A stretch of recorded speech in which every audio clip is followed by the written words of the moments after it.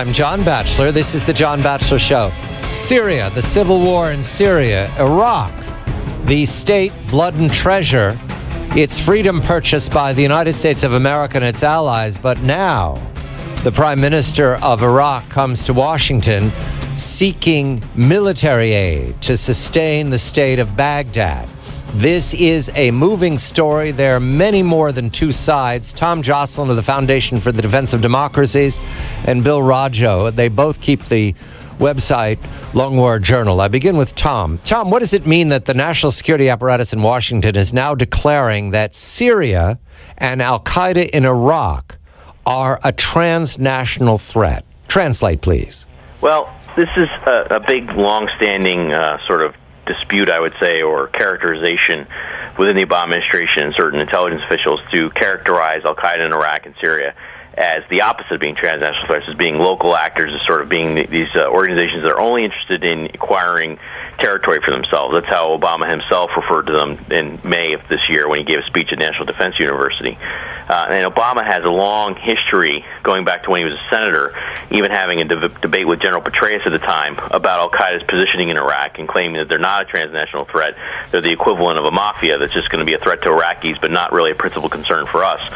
Lo and behold, in the last week, you have a top White House official telling reporters on background that Al-Qaeda in Iraq and Syria has become a transnational threat. And this is something we've talked about quite a bit, Bill and I have, that these groups, while yes, they have their own ambition to seize territory for themselves, that's not something that we should take lightly, and that there's a continuum between their ability to create safe havens for themselves and the threats they can manifest against us. And once they have Al-Qaeda's global ideology within them, which these organizations clearly do, the potential for them to pose a transnational threat, that is, an attack against the West, against us, is always there. Tom, you can recall that al-Zarqawi, the nom de guerre of the Jordanian who led the murder brigades, this is 2003, 4, 5, and 6 in Iraq, was seeking to create a state out of Anbar province across the border to Syria, fertile ground to raise an al-Qaeda army. He is dead, but is that underway now? Is that what we're witnessing?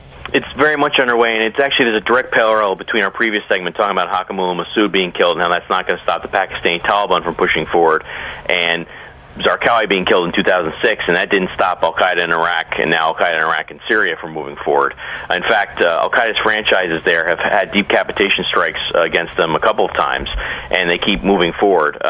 Especially with the withdrawal of American troops in late 2011, this set the stage to for Al-Qaeda to have this remarkable comeback in western Iraq and eastern Syria, which is really a big part of the story of how they gained a foothold within the Syrian rebellion.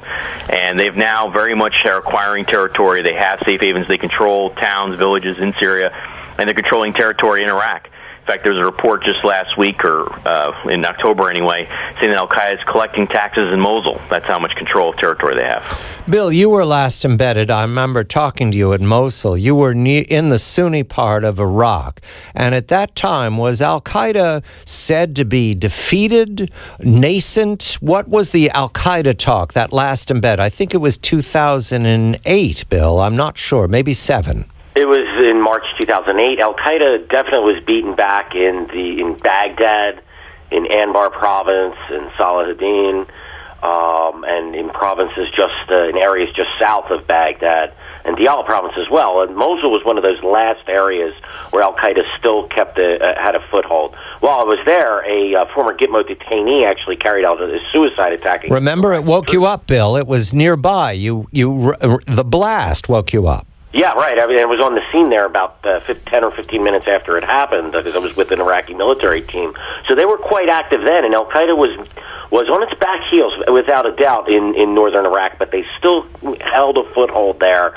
And they've, to me, the biggest failure with the U.S. in Iraq is not staying long enough to really put them under. And they still would have kept a certain capacity with their bases in Syria, but I think within Iraq they would have had a real tough time regenerating had we left intelligence, special operations forces, and air power to help the Iraqis defeat the organization, because they were on the offensive when I was there in 2008. But with the U.S. drawing down and backing off, it's not something the Iraqis could sustain on their own. John, I have heard it said that Al-Qaeda is prospering because Maliki is the viceroy of Tehran and is abusing Anbar province and the Sunni majority or the Sunni plurality in Iraq. Do you follow that line? Well, I think that's part of the story. I think Maliki's actions certainly play into all this, but I think there are a lot of other complex dynamics in play, including the Syrian rebellion, which gave Al-Qaeda sort of this incredible backstaging area for their operations and really increased the capacity for violence in both countries, both Syria and Iraq. There's also, I think, this constant underestimating of what Al-Qaeda's network inside Iraq looks like, and the fact that they've built up a substantial network, and that, yes, we had beaten them back from an insurgency back down to a counterterrorism group, but they had this network in place to rebound very quickly. And so a lot of what we see in Syria and Iraq are really old networks that go back years and years and years for recruiting and supplying fighters and weapons and the like. And Bill, this supply is flowing back and forth from Syria to Iraq and Iraq to Syria. Is there no border there, Bill? Does no one enforce the national border? The Syrians absolutely do not. The Iraqis are attempting to do it. They've been launching operations, particularly in Anbar province along the border and along the main road that runs along the Euphrates. But Al-Qaeda in Iraq is just too well established at this point in time.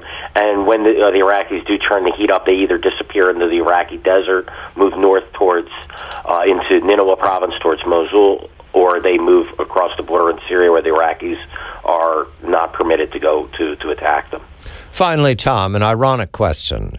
My memory is the accusation was there was no Al-Qaeda in Iraq until the Americans arrived there. The Americans are gone. There's Al-Qaeda in Iraq. I guess we didn't have the full story.